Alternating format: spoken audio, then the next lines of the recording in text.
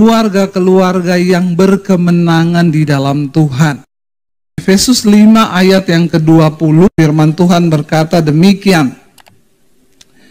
Ucaplah syukur senantiasa atas segala sesuatu dalam nama Tuhan kita Yesus Kristus kepada Allah dan Bapa kita, dan rendahkanlah dirimu seorang kepada yang lain di dalam takut akan Tuhan. Ayat yang ke-21. Saudara, bagaimana kita bisa memulai sebuah pernikahan yang baik, yang belum punya suami dan istri? Jangan bilang, wah saya salah kelas ini ya, salah server nih. Bagus Anda mendengar khotbah tentang rumah tangga, supaya punya gambaran, oh nanti besok mau berumah tangga yang seperti ini. Amin anak muda? Ya, karena yang amin itu orang tua semua ya.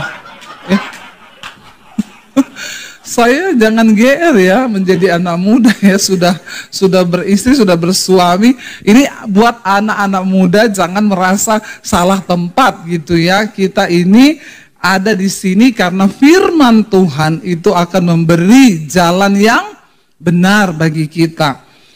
Ya, dikatakan ucapkanlah syukur senantiasa atas segala sesuatu dalam nama Tuhan kita Yesus Kristus kepada Allah dan Bapa kita. Bapak Ibu ya, berapa tahun pun pernikahan kita hari ini, tetaplah bersyukur untuk pasanganmu, katakan.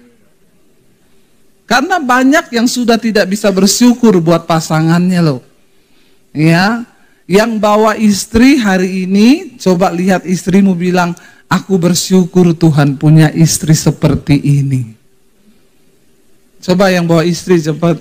Jangan lihat istri orang. Lihat istri sendiri ya. Yang bawa suami juga bilang sama suamimu, aku bersyukur loh punya suami seperti kamu. Diawali dari situ dulu. Kalau kita sudah nggak bisa bersyukur dan mensyukuri pasangan kita, itu bahaya. Ya, saya dan suami sering melakukan itu, saudara. Kami sambil berpelukan ngomong, aku bersyukur Tuhan. Punya suami seperti kamu, punya istri seperti kamu. Ya, itu baik kita lakukan supaya rumah tangga kita ya senantiasa ada di dalam kasih Tuhan. Ayat 21 di sana dikatakan, dan rendahkanlah dirimu seorang kepada yang lain di dalam takut akan Kristus. Saling merendahkan diri. Ya, gampang atau susah? Saling merendahkan diri itu contohnya seperti apa? Begini saudara. Ya, saya mau kasih contoh nih. Ya, karena saya baru pulang dari Amerika, bolehlah ya saya cerita tentang Amerika ya, agak-agak sombong sedikit ya. Suami saya tuh bilang begini, beda ya nyetir di Amerika sama di Indonesia. Ya, karena kebetulan kita juga di sana nyetir sendiri, saudara. Ya, sudah diwanti-wanti waktu itu ke New York, hati-hati loh. Hati-hati setir di New York. Apalagi masuk Manhattan itu paling kacau, paling kredit, hati-hati. Jadi kita sudah takut, saudara. Ya, begitu masuk New York di Manhattan, suami saya bilang, mana yang harus dihati-hatiin ya? Katanya hati-hati, ini mah nggak ada apa-apanya sama Ciledug Raya. Ini mah nggak ada apa-apanya sama Tanah Abang, ya. Kita di sana mah mereka bilang itu kredit loh Bu. Nanti yang angkotnya itu, taksinya itu deket-deket, dempet-dempet, nggak ada. Dia belum tahu di Jakarta. Motor itu tinggal 5 cm dari mobil, ya, sehingga alarm bunyi terus, nit, karena ada motor mendekat, toh. Saudara, suami saya itu bilang gini, lihat ya, saya di Amerika ini, kalau di perempatan ketemu, semua mobil pasti berhenti, walaupun nggak ada rambu.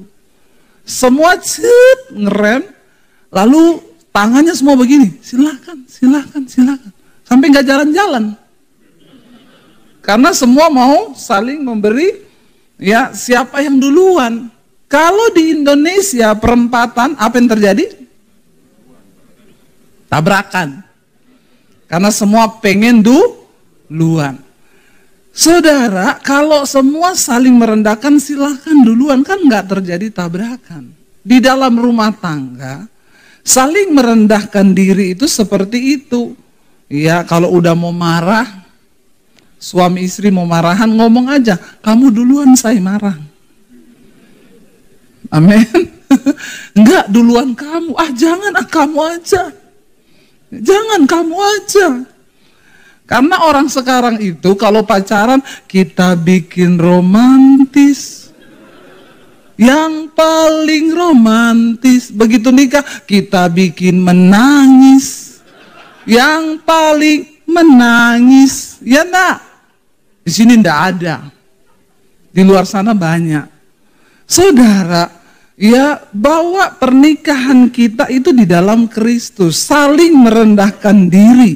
Artinya ayo, kalau semua dalam rumah tangga itu saling merendahkan diri, nggak akan ada pertengkaran. Nanti kita masuk lebih dalam lagi. Siapkan hati suami dan istri, karena ini ayatnya cukup berat. Ayat 22, perhatikan judul perikopnya di sana di Alkitab. Kasih Kristus adalah dasar hidup suami istri. Kasih Kristus. Kalau orang tidak mengasihi Kristus, jangan coba-coba masuk di dalam rumah tangga. Makanya anak-anak muda, dengar baik yang mau cari jodoh yang takut akan Tuhan dan mengasihi Tuhan, dia menghormati Tuhan. Kalau dia nggak mengasihi Tuhan, jangan kau nikah sama dia. Tuhan aja nggak dikasihi, apalagi kau. Dengar baik-baik. Ya, dengar ini, yang muda-muda, apalagi yang perempuan, jangan kelepek-kelepek sama gombalan laki-laki di luar sana. Ya, kalau dia tidak mengasihi Tuhan, tidak menghormati Tuhan, ya Tuhan aja tidak dia kasihi, apalagi kau kalau sudah menikah. Ya, banyak yang hanya makan di depan saja, termakan gombal, begitu masuk dalam pernikahan, aduh kenapa seperti ini? Saudara, kasih Kristus adalah dasar hidup suami istri. Nah, banyak orang Kristen itu menikah, tidak mengasihi Kristus. Menikah, kacau balau. Kristen saja tidak cukup, saudara. Apalagi sekarang banyak ajaran-ajaran baru muncul. Ya, ini lagi viral tentang Kristen progresif. Ya.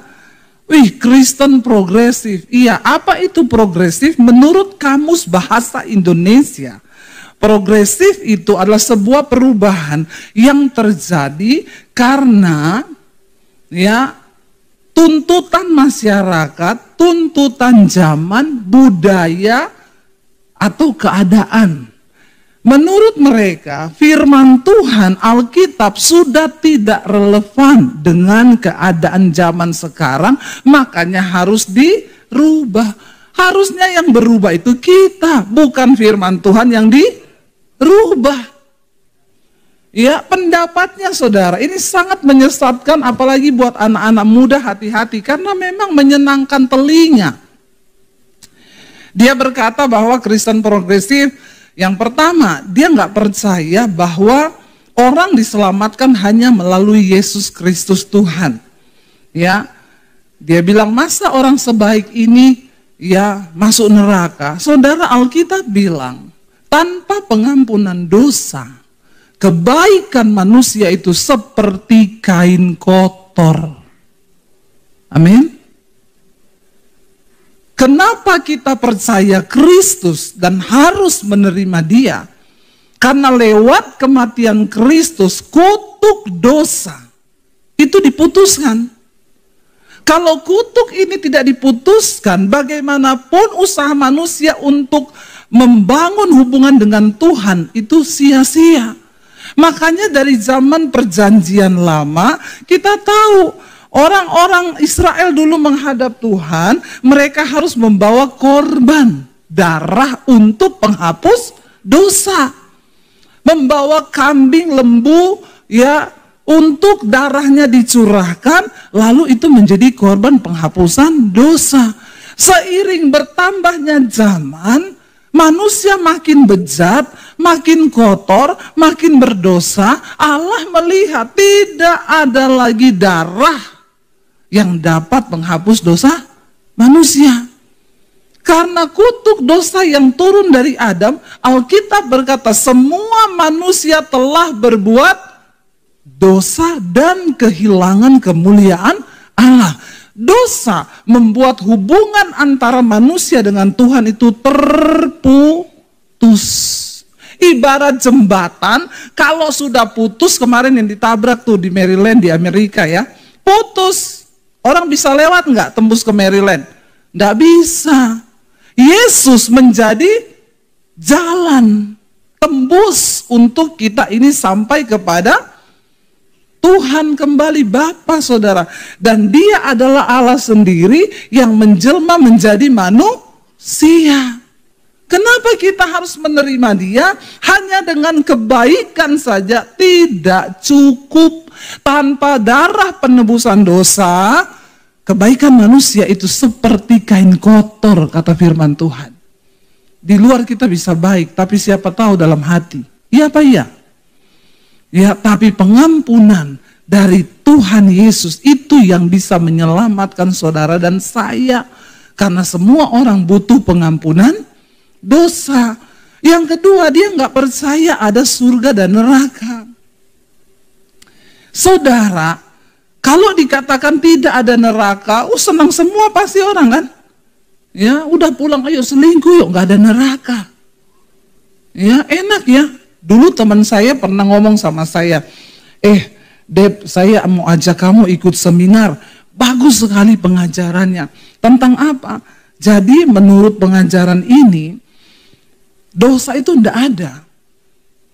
Kita selingkuh kalau berdasarkan kasih, itu bukan dosa. Enak ya? Enak enggak? Ya? Makanya ada bapak-bapak selingkuh sama janda, ditegur istrinya. Kamu itu loh selingkuh sama janda. Dia bilang, Alkitab bilang kita harus memperhatikan janda-janda. Ya saudara, kalau saya tinggalin dia, siapa yang akan mengasihi dia? Saya bilang yang harus diperhatikan tuh janda tua. Kalau kau perhatikan janda tua, itu ibadah. Kau perhatikan janda muda, itu nafsu. Kedagingan bapak-bapak. Jangan bawa ayat firman Tuhan disalahgunakan. Amin. Saudara, enggak ada neraka. Jadi manusia boleh bebas melakukan dosa. Yesus berkata, jangan engkau takut kepada manusia yang hanya berkuasa membunuh tubuhmu. Tapi engkau harus takut kepada Tuhan Allah Bapa yang berkuasa membunuh tubuhmu dan jiwamu di dalam neraka. Berarti neraka itu ada enggak? Ada saudara. Ini sangat menyesatkan. Memang dia bilang bahwa ya ini Kristen progresif yang sesuai kebutuhan zaman. Mana ada orang sekarang bisa hidup kudus? Kayaknya udah nggak masuk banget deh ayat-ayat firman Tuhan dengan keadaan zaman sekarang. Tapi kita harus percaya Alkitab tidak berubah dahulu, sekarang, bahkan sampai selamanya. Jangan rubah standar firman Tuhan, saudara. Tapi kita yang harus berubah untuk mengikuti standar firman Tuhan. Alkitab berkata Allah itu kudus dan tanpa kekudusan kita tidak mungkin ketemu Tuhan. Makanya kita perlu pengampunan dosa karena setiap hari ini kita masih bikin dosa. Darah Yesus tersedia. Tapi jangan main-main di dalam dosa. Yang terakhir dia bilang, dia meragukan bahwa Alkitab itu adalah firman Tuhan. Bahwa ini kan cuma ditulis oleh manusia. Saudara, Rasul Paulus menyampaikan begini, kalau ada orang ataupun salah satu dari kami ini rasul-rasul, ataupun malaikat sekalipun yang turun dari sorga, dia memberitakan Injil yang lain daripada yang sudah ada, maka terkutuklah dia. Mau siapapun. Memang akhir zaman akan datang penyesatan. Tapi orang yang mau dengar yang enak buat telinga, senang yang begitu-begitu. Ya tadi Pak Partai udah bilang, Ibu Dewi itu khotbahnya nyelekit. Ya, tapi puji Tuhan banyak juga yang mau dengar ya. Tapi jangan kepahitan sama saya, rugi saudara. Ya saudara pahit sama saya tetap manis. Tapi nggak diabetes. Ayat 22 berkata begini saudara, baca bersama terutama ibu-ibu dengan suara yang nyaring. 1, 2, 3. Hai istri, tunduklah kepada suamimu seperti kepada Tuhan. Dengar begini ini nyesek nggak ibu-ibu? Jujur ibu-ibu. Hai istri, tunduklah kepada suamimu seperti kepada Tuhan. Ibu-ibu yang suaminya tukang selingkuh udah gini, enak aja. Suruh tunduk seperti kepada Tuhan. Hello, sorry ya. Ya enggak ibu-ibu? Ya, tapi ini berat bagi bapak-bapak. Kalau disuruh istri tunduk kepada suami seperti kepada Tuhan, maka suami juga harus hidup seperti hidupnya. Amin. Tidak gampang. Nah, kalau suami hidupnya seperti Kristus, sabar, murah hati, sama istri mengasihi, tidak pelit. Amin ibu-ibu? Ibu-ibu kenceng amin. Apalagi yang terakhir, tidak pelit ya. Maka pasti sudah pasti istri pasti akan tunduk karena melihat suami yang hidup seperti Kristus hidup. Ya. Jadi hai istri tunduklah kepada suamimu seperti engkau tunduk kepada Tuhan. Ayat 23 baca. Karena suami adalah kepala istri sama seperti Kristus adalah kepala jemaat. Dialah yang menyelamatkan tubuh bapak-bapak. Ya. Makanya ini tadi yang saya bilang, bapak-bapak itu harus hidup seperti Kristus. Kristus itu kepala, dia menyelamatkan jemaat. Suami adalah kepala dalam rumah tangga yang harus menyelamatkan istri dan anak-anak. Ya anak muda, terutama yang laki-laki, kalau kau belum bisa hidup seperti Kristus, jangan menikah. Ya kau bikin sakit hati nanti istri dan anak-anakmu. Bertobat dulu, minta kasih Tuhan penuhi hidupmu. Ya, supaya dalam rumah tanggamu nanti itu berbahagia. Ya, istri-istri juga, anak-anak muda yang perempuan, berdoa supaya Tuhan taruh kasih Kristus dalam hati kita. Ya, dikatakan bahwa suami itu adalah kepala. Ayat 24, karena itu baca bersama, sebagaimana jemaat tunduk kepada Kristus, demikian jugalah istri kepada suami dalam segala sesuatu. Saya yakin kalau ada suami yang hidup seperti Kristus, otomatis saudara. Kenapa ada istri yang tidak tunduk kepada suami? Karena di situ ada suami yang tidak tunduk kepada Kristus. Kalau semua bapak-bapak hidup tunduk kepada Kristus, menghormati Kristus, maka otomatis istri dan anak-anaknya dibawa juga kepada Kristus. Ini kunci di dalam kehidupan kita berumah tangga.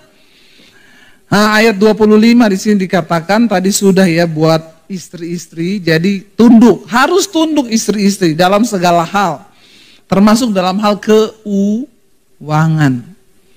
Masalah keuangan dalam rumah tangga ini bisa menjadi hal yang sangat memicu pertengkaran.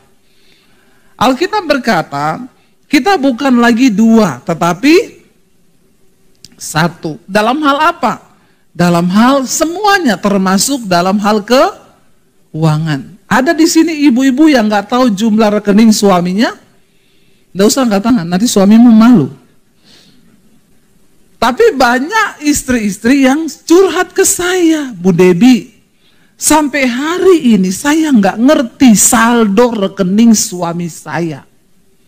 Hati-hati bapak-bapak, yang namanya mati itu nggak pernah ada pemberitahuan. Jangan sampai seperti yang saya cerita, ada istri, suaminya mati, mau beli peti, nggak bisa ambil rekening suaminya karena tidak tahu PIN ATM-nya. Ya, PIN saja tidak tahu, apalagi jumlah saldo. Ya, bapak-bapak, kita mulai dari sini. Ini mukanya bapak-bapak mulai tegang.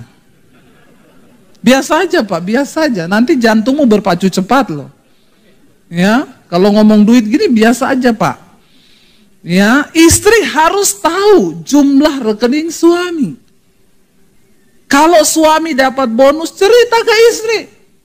Ma, aku tadi dapat bonus sekian. Yuk kita doa tumpang tangan yuk. Amin.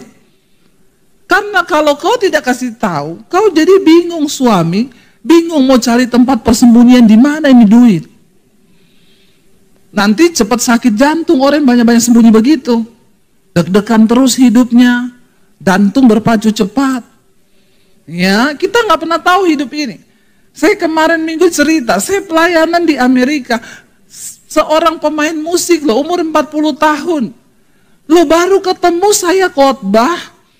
Sempat salaman, gimana kabar? Baik Kak, oh iya puji Tuhan ya, sehat-sehat Kak. Hari Minggu, Senin pagi ditemukan meninggal di tempat tidur.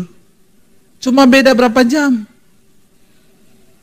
Enggak sakit, enggak apa saudara, enggak. Ya, kita enggak pernah tahu hidup ini, makanya ayo kita benahi rumah tangga kita, dimulai dari hal yang kelihatannya sepele, tetapi ini berdampak besar. Tuhan memberkati orang yang terbuka loh. Kita berkata kita menikah, kita bukan lagi dua, tetapi satu. Ya, saya dan suami saya, saudara, kita saling terbuka. Ya, saya pegang mobile bankingnya, dia bawa kartunya. Nggak apa-apa tuh. Pakai aja, kan saya lihat laporannya, ting, pengeluaran ini. Tak ketahuan tuh. Ya, kalau nggak tahu kan bahaya. Ting, ini kenapa ada pengeluaran di Holy Wing? Apa ini? Gereja baru. Tadi persembahan buah sulung di situ. Hati-hati saudara.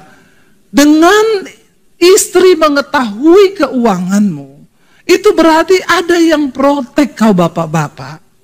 Ya, sehingga kau tidak loss, hidupmu itu nggak hilang ya, karena kalau bapak-bapak itu saldonya makin meningkat jadi incaran loh. Ya, incaran siapa? Incaran pelakor. Ya, sekarang pelakor berkeliaran di mana-mana. Nggak ada di sini tapi di luar sana banyak. Bertobat orang yang cuma pengen duitmu. Lalu ada suami yang bilang, iyalah Bu, saya jatuh cinta sama perempuan ini. Soalnya istri saya itu sudah nggak dandan, sudah nggak secantik dulu. Kenapa istrimu nggak dandan? Istrimu tuh sibuk ngurusi kau dan anak-anak. Sampai dia lupa urusi dirinya sendiri. Tapi itu pelakor cantik. Dia pelakor harus tetap cantik karena dia jual diri. Jadi harus cantik. Maaf kalau ada pelakor yang mendengar supaya kau bertobat. Nyelekit ini nyelekit, nggak tobat kebangetan, saya baptis di Lumpur Lapindo. Nggak 15 menit lagi, Lumpur Lapindo. Kebangetan hari-hari ini saudara. Makanya ayo kita jaga rumah tangga kita. Perempuan-perempuan muda, cari kerjaan yang benar, jangan mau jadi simpenan. Sekarang kan enak ya, nggak usah kerja, bisa dapat apartemen, deketin suami orang. Nah suami karena nggak terbuka dengan istri nggak tahu nih duit lari kemana. Ya, saya baru dengar kasus nih, satu orang suami selingkuh, istrinya balas selingkuh. Nggak mau terima. Kau pikir cuma kau yang laku, saya juga masih laku. Ih, diobral 70%. Laku saudara. Akhirnya balas selingkuh. Ketika suami selingkuh, istri selingkuh, habis uang suami untuk membiayai pelakor. Duitnya habis, utang di perusahaan, udah gak bisa digaji karena dipotong utang terlalu besar. Yang korban siapa saudara? Anak. berhenti kuliah karena nggak bisa biaya. Makanya berapa waktu lalu di Tangerang ada anak muda bunuh diri dari terjun dari apartemen. Kenapa? Tiap hari lihat mama papanya berantem. Perselingkuhan dalam rumah tangga. Itu anak juga nggak minta dilahirkan di tengah rumah tangga kita. Tapi kalau Tuhan percayakan anak, kita harus bertanggung jawab sebab itu kepercayaan dari Tuhan. Halo suami istri, amin. Ya jangan saudara. Mari dalam hal kecil ini terbuka dalam hal keuangan. Kasih tahu gajiku tuh segini loh, saldoku sebegini. Saya nih dapat bonus nih, THR. Siapa yang dapat THR? Enggak ya, nanti Natal ya. Ya, jangan lupa perpuluhan. Mumpung saya bukan gembala, saya ngomong saudara. Kalau saya gembala, saya nggak ngomong. Saudara, tumpang tangan, kasih tahu istri. Saya dapat berkat nih, yuk kita tumpang tangan ya dalam nama Tuhan Yesus. Berkati berkat nih Tuhan, supaya kami pakai sesuai dengan kehendak Tuhan. Masa kayak begitu nggak diberkati Tuhan? Hello suami istri? Nggak mungkin loh. Saya sudah melihat suami yang mengasihi istri, usahanya diberkati Tuhan. Rumah tangganya diberkati Tuhan, kesehatannya diberkati Tuhan, dan umurnya lebih panjang. Tapi suami yang sembunyi-sembunyi dari istri, tatap mata saya. Iya, cepat mati kena serangan jantung. Makanya jangan coba-coba saudara ya. Hai suami, kasihilah istrimu sebagaimana Kristus telah mengasihi jemaat dan telah menyerahkan dirinya baginya. Suami dituntut menyerahkan hidupmu bagi istrimu loh. Berat nggak? Berat saudara. Ayat 26, untuk menguduskannya sesudah ia menyucikannya dengan memandikannya dengan air dan firman. Yesus menyucikan jemaat. Suami harus membawa istri dan anak-anaknya hidup kudus dalam takut akan Tuhan. Supaya dengan demikian ia menempatkan jemaat di hadapan dirinya dengan cemerlang tanpa cacat dan kerut. Atau yang serupa itu, tetapi supaya jemaat kudus dan tidak bercela. Tugas suami membawa istri dan anak-anaknya kudus dan tidak bercela. Ingat Ayub, setiap kali anak-anaknya pergi pesta dugem, Ayub datang kepada Tuhan. Dia sembelih lembu sapi. Tuhan, mungkin tadi malam anakku sudah buat dosa. Aku memohon pengampunan-Mu Tuhan atas dosa anak-anakku. Itu loh suami yang luar biasa. Jadi bapak-bapak, engkau harus menjadi imam yang benar. Ayat 28, demikian juga suami harus mengasihi istrinya sama seperti tubuhnya sendiri. Ya, siapa yang mengasihi istrinya? Mengasihi dirinya sendiri. Jadi bapak-bapak, kalau engkau mengasihi istrimu, itu sama dengan engkau mengasihi dirimu sendiri.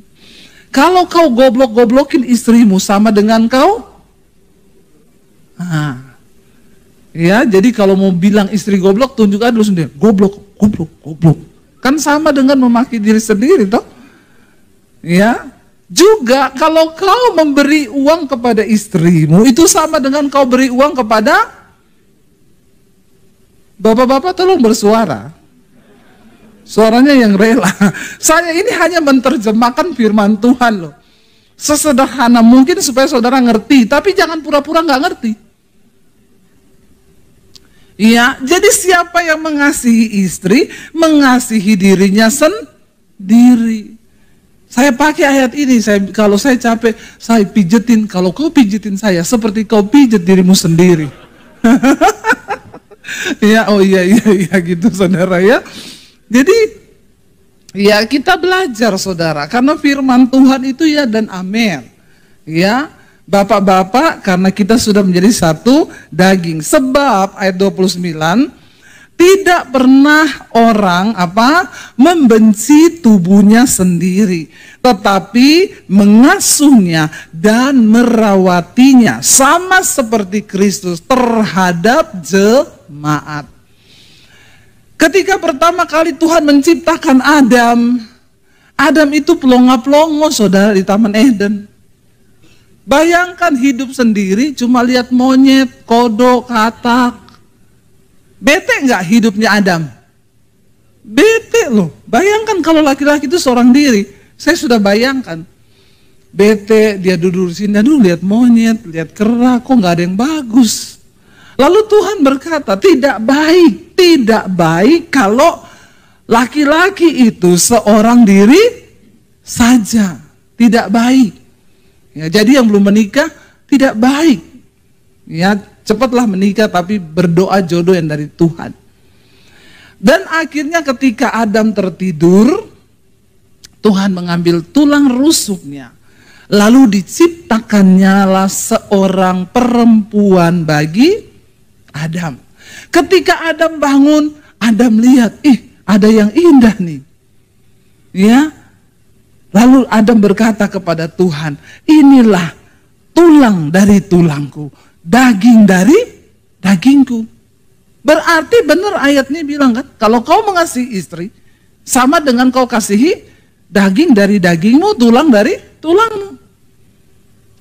Sebelum mereka jatuh dalam dosa. Ketika mereka berbuat dosa, jangan salahkan Hawa terus saudara ketika jatuh dalam dosa. Ya, banyak bapak-bapak yang bilang itu gara-gara perempuan bu, gara-gara Hawa itu. Kenapa dia tergoda? Iblis itu licik, dia tahu yang dia goda perempuan. Karena dia tahu perempuan itu dicipta sebagai seorang penolong. Makanya ketika itu Hawa digoda sama iblis. Kamu lihat buah itu, kalau kamu makan, kamu bisa jadi sama seperti Tuhan. Lalu ditawarkan, menggoda buah itu. Dikasih, Hawa makan. Ketika Hawa makan separoh, dasar wanita itu penolong, selalu ingat suami. Amin ibu-ibu. Lu ibu-ibu itu kalau pergi ke arisan, pergi diajak temen, pasti bawa bungkusan untuk, ya toh, suami toh, buat orang rumah toh. Kalau orang Jawa bilang kirmah, mikir rumah. Itu ibu-ibu. Jadi Hawa teringatlah dia akan suaminya. Enak banget nih buah. Lalu dikasih kepada Adam. Coba kalau yang iblis goda Adam, dia makan sampai habis satu pohon. Dia enggak kasih istrinya. Satu pohon habis. Hawa tanya, habis ngapa pak? Enggak ngapa-ngapa. Udah makan? Belum. Padahal ini kekenyangan. Iblis tahu kalau dia goda Adam, yang jatuh itu cuma Adam. Hawa tidak. Ibu-ibu artinya apa? Kita ini punya kuasa untuk mempengaruhi suami. Kita bisa pengaruhi suami ke hal yang jahat, kita juga bisa pengaruhi suami ke hal yang baik. Kita penolong loh. Kita bisa menolong mereka jatuh, kita juga bisa menolong mereka sukses. Awas loh kalau ada ibu-ibu yang begini. Itu loh, makmu. Dikit-dikit minta uang, dikit-dikit minta uang. Bertobat loh ibu-ibu, ya. Atau kau justru manas-manasi suamimu, itu iparmu yang satu itu, udah nggak usah lagi hubungan sama mereka. Sudah bosan aku dari dulu mengganggu hidup. Hati-hati loh. Jangan kau pengaruhi suamimu membenci keluarganya. Ini banyak terjadi di dalam kalangan Kristen. Seburuk apapun mertuamu, iparmu, jangan kau suntik suamimu dengan racun untuk terus membenci keluarganya. Karena bagaimanapun juga suamimu berasal dari keluarganya. Maknya yang sekolahin dia, maknya yang lahirkan dia. Begitu dia sudah bisa cari duit, kau ambil. Maknya cuma minta duit sedikit, kau sudah marah. Ya, saya kasih tahu ke suami saya, kasih duit sama makmu. Jangan dari tangan saya terus, sekali-sekali dari tanganmu, supaya makmu tahu bahwa dia mencintai, bahwa kau mencintai dia. Amin ibu-ibu. Ya, kita bisa menolong suami kita menjadi orang yang diberkati, tapi kita juga bisa membawa suami kita menjadi orang yang terkutuk oleh Tuhan. Ya, Hawa itu sudah membawa Adam jatuh. Nah, ketika mereka jatuh dalam dosa, ketakutan muncul. Dosa membawa ketakutan. Dosa membuat manusia terpisah dari Tuhan. Ketika Adam mendengar langkah kaki Tuhan, Adam lari bersembunyi, dia ketakutan terhadap Tuhan. Lalu Tuhan tanya, hai Adam, kenapa engkau takut? Harusnya kan dia ngomong, kami sudah berdosa Tuhan, aku dan daging dari dagingku dan tulang dari tulangku. Harusnya kan begitu tuh. Tapi ketika jatuh dalam dosa dia bilang apa? Ini loh, perempuan yang kau taruh di sampingku ini berubah sudah. Udah gak ngomong daging dari dagingku, tulang dari tulangku, udah ngomong soto ini. Udah jadi soto nih daging dan tulang ini ya. Dia bilang perempuan yang kau taruh di sampingku. Ini bahasa yang sudah berubah. Makanya bapak-bapak, ayo ya, jangan kata-katai istrimu dengan kata-kata yang kasar. Dosa itu merusak hubungan. Ya, ayo kita kembali lagi ya, kita bikin romantis. Amin. Bikin paling romantis. Saya tuh kadang bangga melihat anak-anak saya bikin story, saya dan suami berjalan berdua bergandengan tangan. Di sini ada anak saya. Kadang dia tulis ini apa role model saya. Bangga dong saya sebagai orang tua, anak-anak saya menjadikan saya role modelnya. Mereka yang melihat kehidupan kami setiap hari. Ya apakah kami tiap hari ribut, berantem? Ya karena banyak orang pencitraan. Ke gereja berdua gandeng tangan, padahal di rumah kayak kucing dan anjing, kayak Tom and Jerry. Mari kita bertobat saudara, jangan hidup dalam pencitraan, supaya berkat Tuhan tercurah atas hidup kita. Dikatakan di sana saudara, sebab tidak pernah orang membenci tubuhnya sendiri. Mana ada orang benci tubuhnya? Semua orang mengasihi tubuhnya dan ingin merawatnya, ya, dan ingin mengasuh tubuh ini. Itu sama seperti Kristus dengan jemaat, begitu juga suami, karena kita adalah anggota tubuhnya. Sebab itu laki-laki akan meninggalkan ayahnya dan ibunya dan bersatu dengan istrinya, sehingga keduanya itu menjadi satu daging. Rahasia ini besar, saudara, kalau engkau mengerti kunci berkat, ya. Kunci berkat Tuhan itu dimulai dari kehidupan pernikahan dan rumah tangga kita.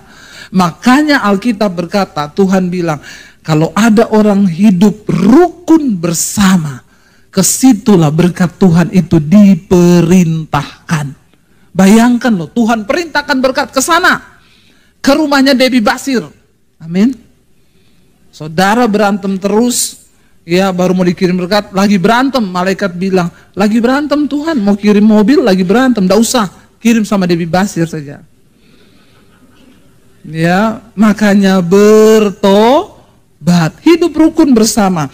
Ayat 33 sudah dikatakan, bagaimanapun juga, baca sama-sama ayat 33, bagaimanapun juga bagi kamu masing-masing berlaku, kasihilah istrimu seperti dirimu sendiri, dan istri hendaklah menghormati suaminya. Maaf, kayaknya khotbahnya hari ini menyudutkan suami banget, Bu. Apa karena yang khotbah perempuan? No. Karena memang suami wakil Tuhan di dalam rumah tangga. Sudah jelas tadi ayat ini berkata, ya, suami adalah kepala. Seperti Kristus. Jadi urutannya begini saudara. Kristus di atas, suami ini tunduk kepada Kristus. Maka pasti istri tunduk kepada suami. Tapi kalau suami tidak tunduk dan mengasihi Kristus, maka pasti istri dan anak-anaknya juga tidak akan tunduk dan menghormatinya. Rusak hubungan itu. Karena itu kehidupan dalam sebuah keluarga sangat ditentukan oleh seorang suami yang mau sungguh-sungguh menghormati Tuhan. Lalu datang pertanyaan, Bu, kalau suami saya ini sudah terlanjur nih kita menikah, Bu, dia nggak hormat sama Tuhan, boleh diganti nggak, tukar tambah? Nggak boleh, ya, nggak boleh diganti. Lalu gimana, Bu? Alkitab berkata, hai istri, kalau engkau menikah dengan seorang yang belum bertobat dan tidak taat kepada firman Tuhan, menangkanlah suamimu tanpa perkataan, hanya dengan perbuatan. Istri-istri, kunci pertobatan suami kita itu cuma terletak di mulut kita ini loh. Kalau mulut kita ditutup, Tuhan bekerja. Tapi kalau mulut kita istri ini terus Tuhan angkat tangan. Ya, satu kesaksian dari Kalimantan, saudara, waktu saya pelayanan di sana, ada seorang ibu, dia berkata, Bu Debbie, saya mau berterima kasih sama ibu. Kenapa? Saya dan suami sudah bercerai, sudah pisah rumah. Saya percaya, Bu, kalau seandainya saat itu saya sudah mendengar khotbah-khotbah ibu, mungkin kami tidak bercerai. Tapi tidak ada kata terlambat. Ketika saya mulai mengikuti khotbah-khotbah ibu, dalam posisi kami sudah pisah rumah dan sudah diketok palu, sudah keluar surat cerai. Saya mendengarkan semua kebenaran yang ibu sampaikan dan saya praktekkan, Bu. Saya bergumul untuk suami saya berdoa supaya dia bertobat. Satu saat suami saya dijamah Tuhan. Dia datang kembali kepada saya, dia menangis, Bu.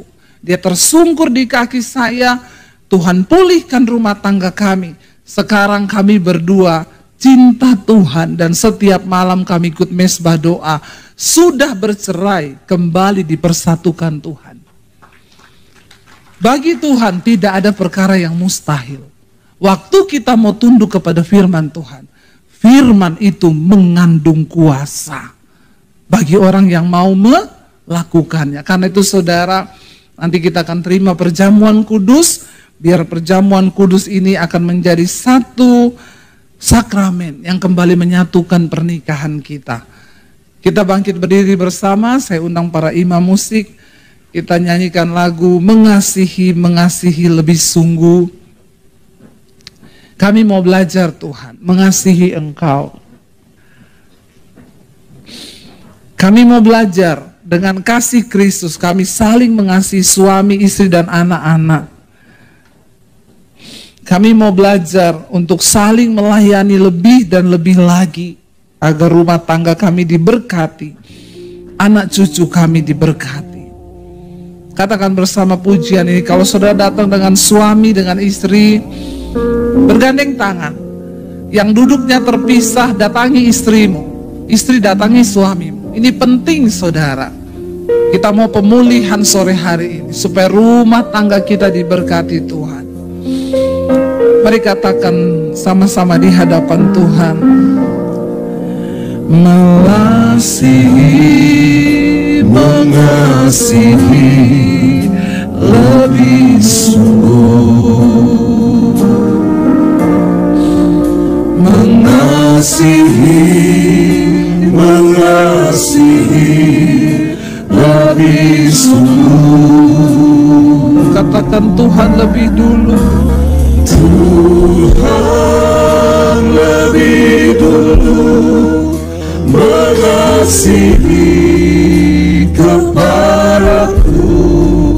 Mengasihi, mengasihi lebih sungguh. Mengampuni, mengampuni lebih sungguh. Mengampuni, mengampuni lebih sungguh. Amin Tuhan. Mengampuni, mengampuni lebih sungguh. Tuhan lebih dulu mengampuni kepadaku. Mengampuni, mengampuni lebih sungguh. Mari kita tundukkan kepala dalam hadirat Tuhan. Katakan Tuhan, ajar kami untuk boleh saling mengasihi. Sore yang datang anak-anak boleh bergandengan tangan, keluarga bergandengan tangan. Katakan Tuhan, jagai hubungan keluarga kami dengan kasih yang dari Tuhan. Kami tidak mau terputus Tuhan. antara suami istri, antara kakak beradik, anak-anak. Tuhan, bawa kami saling mengampuni dan saling mengasihi. Kalau pernah ada perkataan kasar yang kami lontarkan, kalau pernah ada kutuk yang kami lontarkan, kami cabut di dalam nama Yesus.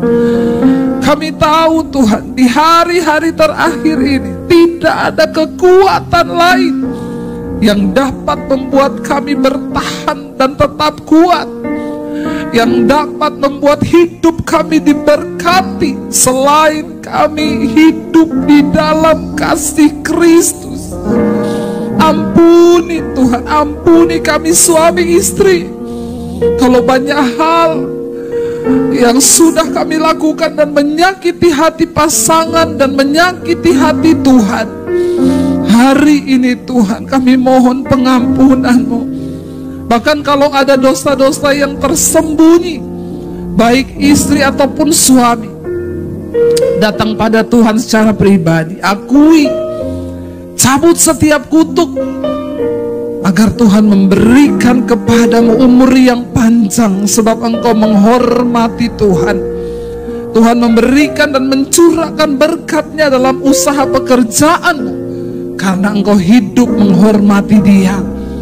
Bagi anak-anak muda Tuhan, mari berdoa, katakan, Tuhan, kami mau Engkau beri kami jodoh orang yang menghormati Engkau Tuhan, agar rumah tangga yang dibangun menjadi rumah tangga yang sungguh-sungguh mengasihi Tuhan. Sekali lagi katakan, mengasihi, mengasihi, mengasihi, mengasihi, lebih sungguh. Mengasihi, mengasihi, lebih sungguh. Tuhan lebih dulu mengasihi.